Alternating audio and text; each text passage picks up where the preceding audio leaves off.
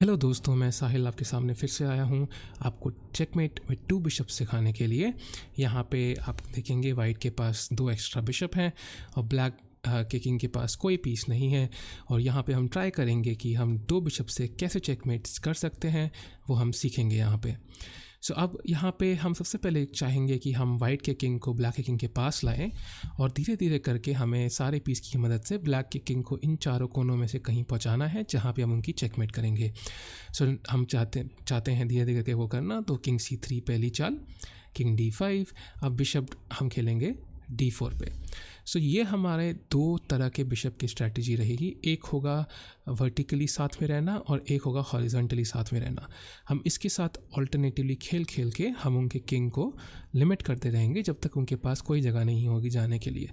सो अब black king को वापस जाना पड़ेगा। किंग D6, आप देख रहे हैं बिशप की पावर कितना सारे स्क्वायर्स कंट्रोल करते हैं और इसकी वजह से ब्लैक के किंग के पास कोई तरीका नहीं है इस एरिया से बाहर निकलने का चेस बोर्ड के। धीरे धीरे करके हम वो एरिया और छोटा करते रहेंगे जब तक ब्लैक किंग के पास यहाँ पे बैक रैंक पे जाना पड़े। हम किंग C4 खेलेंगे, किंग E6, बिशप E4, और ये वो दूसरी स्ट्रैटेजी है। सो पहली स्ट्रैटेजी है बिशप्स को ऐसे रखना ताकि किंग के पास ज़्यादा स्क्वायर्स ना हो, और फिर जब ऐसे हो जाए तो उसके बाद फिर किंग बिशप्स को ऐसे रखना ताकि फिर से हम ये आगे खेल सकें या ये आगे खेल सकें, डिपेंडिंग ब्लैक कहाँ जाता है। अब लेट्स से ब्लैक ने किंग D7 खेला, king D5, king E7, bishop E5। जैसे मैंने कहा था हम ऐसे ही बिशप को हॉरिजॉन्टली या वर्टिकली साथ में खेलते रहेंगे।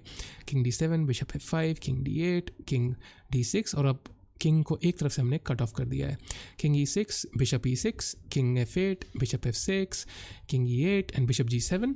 अब हमने किंग का इस साइड से पूरा रास्ता बंद कर दिया है, किंग को इस तरफ ही जाना पड़ेगा और हम धीरे धीरे करके उसको चेकमेट कर देंगे। So king D8, bishop F7, king C8, king C6, bishop D8 और बिशप F6। आप देख रहे हैं फिर से किंग के पास इस तरफ जाने का तरीका नहीं है। सो हम खेलेंगे किंग C8, अब bishop E6 check, king B8 और किंग B6। अब आप देख रहे हैं किंग दोनों तरफ से फंस चुका है। सो किंग A8 खाली स्क्वायर है। अब हमें ध्यान रखना है हम किसी भी हालत में बिशप E5 नहीं खेल सकते क्योंकि वो स्टेलमेट हो जाएगा और हमें स्टेलमेट का बहुत ध्यान रखना है। इस वजह से हमें इस पोजीशन में पहले एक वेटिंग मूव देनी होगी। हम एक चाल के लिए सिर्फ ऐसे ही बैठे रहेंगे बोर्ड पे। हम बिशप G5 खेलेंगे ताकि जब वो किंग B8 वापस आए, अब हम चेक के साथ बिशप इस डायगोनल पे लाएं। अब चेक है, सो किंग A8 और अब बिशप D5 चेकमेट। सो इस तरह से हम 2 बिशप से चेकमेट कर सकते हैं। और जैसा हमने सीखा कि 2 स्ट्रैटेजी आपको ध्यान रखनी है, बिशप्स को हॉरिजॉन्टली और वर्टिकली, जैसे हॉरिजॉन्टली यहाँ पे हैं और फिर वर्टिकली यहाँ पे हैं। ये ऑल्टरनेटिवली स्ट्रैटेजी धीरे धीरे करके आपको आगे बिशप्स बढ़ाने हैं। सो आप देख रहे हैं हम कैसे बढ़े, ये पहले हॉरिजॉन्टल, फिर वर्टिकल, फिर हॉरिजॉन्टल, फिर वर्टिकल, ऐसे कर करके हम किंग ओपोनेंट किंग के स्क्वायर्स कम करते रहेंगे अनटिल वो बैक रैंक पे आए। फिर हम उनको एक स्क्वायर कोने की तरफ से धीरे धीरे करके दूसरी तरफ लेके जाएंगे और वहाँ उनकी चेकमेट कर देंगे।